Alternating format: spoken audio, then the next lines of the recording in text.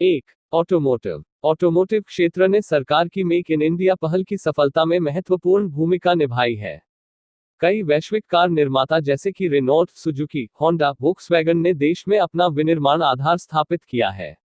Motor वाहन कंपनियां कम लागत, उच्च गुणवत्ता वाले उत्पादों के लिए एक केंद्र के रूप में भारत को लाभ उठाने का अवसर प्रदान कर रही हैं। 2030 तक भारत के शहरों में 500 मिलियन से अधिक लोगों के रहने की उम्मीद है।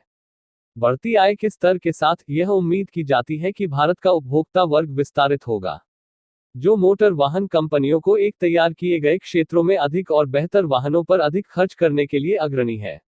मंडी। मोटर वाहन मिशन योजना AMP 2026 का उद्देश्य मोटर वाहन उद्योग को मेक इन इंडिया कार्यक्रम के इंजन के रूप में स्थापित करना है। AMP 2026 मोटर वाहन उद्योग के भीतर विभिन्न क्षेत्रों के लिए रोडमैप प्रस्तुत करता है। यह भारत सरकार और भारतीय मोटर वाहन उद्योग द्वारा सामूहिक रूप से तय किया गया है। ऑटोमोटिव उद्योग $74 बिलियन के मौजूदा मूल्य का 3.5 गुना बढ़कर $300 बिलियन हो गया है। भारत की GDP में 12% से अधिक योगदान। 2. इलेक्ट्रॉनिक्स सिस्टम डिजाइन और मैन्युफैक्चरिंग। इलेक्ट्रॉनिक्स हार्डवेयर विनिर्माण मेक इन इंडिया और डिजिटल इंडिया दोनों के महत्वपूर्ण स्तंभों में से एक है। भारत को एक वैश्विक इलेक्ट्रॉनिक्स विनिर्माण हब के रूप में स्थापित करने के लिए प्रमुख प्रयास चल रहे हैं। इस तरह की एक पहल है इलेक्ट्रॉनिक्स NPE 2019 पर राष्ट्रीय नीति। इसका उद्देश्य भारत को इलेक्ट्रॉनिक्स सिस्टम डिजाइन और विनिर्माण के लिए एक वैश्विक केंद्र के रूप में स्थापित करना है। NPE 2019 के लक्ष्य है $100 बिलियन के निवेश को आकर्षित करने के लिए, $400 बिलियन के टर्नओवर तक पहुंचने के लिए, 28 मिलियन लोगों के लिए रोजगार का सृजन करना, $8 बिलियन से $80 बिलियन तक निर्यात बढ़ाने के लिए, 2025 तक 1 बिलियन मोबाइल हैंडसेट का उत्पादन करने के लिए। विदेशी निवेशकों में पैनासोनिक, जी, मित्सुबिशी शामिल है। 3. Renewable energy. भारत की अक्षय ऊर्जा क्षमता विशाल और काफी हद तक अप्रयुक्त है। 2015 में भारत की सौर ऊर्जा क्षमता 750 गीगावाट से अधिक होने का अनुमान था और पवन ऊर्जा क्षमता 302 गीगावाट थी। भारत ने प्रतिज्ञा की है कि वह 2030 तक अपनी ऊर्जा जरूरतों का कम से कम 40% नवीकरणीय स्रोतों से प्राप्त करेगा। इसमें 2022 तक 100 गीगावाट सौर ऊर्जा विकसित करने की योजना शामिल है।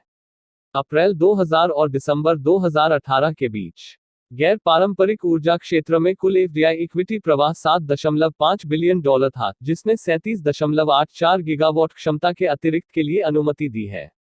विश्व बैंक के निजी क्षेत्र के अंतरराष्ट्रीय वित्त निगम IFC रीवा में 750 मेगावाट की अल्ट्रा मेगा सौर परियोजना स्थापित करने के लिए भारतीय राज्य मध्य प्रदेश की सहायता कर रहा है। यह दुनिया की सबसे बड़ी एकल साइट सौर परियोजना होगी।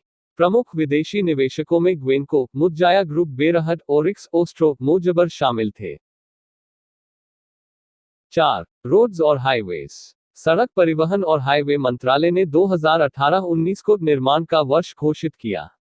2018-19 के पहले 9 महीनों में 5,759 किलोमीटर सड़कों और हाईवे का निर्माण किया गया है। 31 दिसंबर 2019 तक रोडवेज की 61,300 किलोमीटर लंबाई $97.4 बिलियन से अधिक की लागत प्रगति पर थी। भारतमाला परियोजना, सेतु भारतम, चारधाम महामार्ग विकास योजना, eastern peripheral expressway, western peripheral expressway इत्यादि जैसे विभिन्न लैंडमार्क प्रोजेक्ट्स पर काम चल रहा है। 5. फार्मास्यूटिकल्स। भारत फार्मास्यूटिकल उत्पादों के सबसे बड़े उत्पादकों में से एक है और वैश्विक जेनेरिक बाजार में अग्रणी खिलाड़ी है, जो अपने उत्पादन का लगभग 50% निर्यात करता है।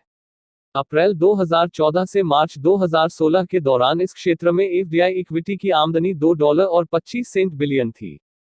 प्रमुख विदेशी निवेशकों में Abbott Asia Holdings Limited United Kingdom, Mylan समूह BV नीदरलैंड्स और होस्पिरा PTE लिमिटेड सिंगापुर शामिल है। 6. Food processing. खाद्य प्रसंस्करण भारत के सूर्योदय क्षेत्रों में से एक है और देश के विकास के लिए महत्वपूर्ण है, जो कृषि और उद्योग को एक साथ लाता है। मेक इन इंडिया के तहत खाद्य प्रसंस्करण मंत्रालय 135 एकीकृत कोल्ड चेन परियोजनाओं में मदद कर रहा है, जबकि 7 मेगा फूड पार्क का संचालन किया गया। प्रत्येक फूड पार्क में 5,000 नौकरियां पैदा होती हैं और 25,000 किसानों को लाभ मिलता है। उद्योग भी व्यापार में सुधार करने में आसानी के मामले में सबसे आगे है, एक समर्पित निवेशक सुविधा सेल से कस्टम क्लियरेंस सुधार तक।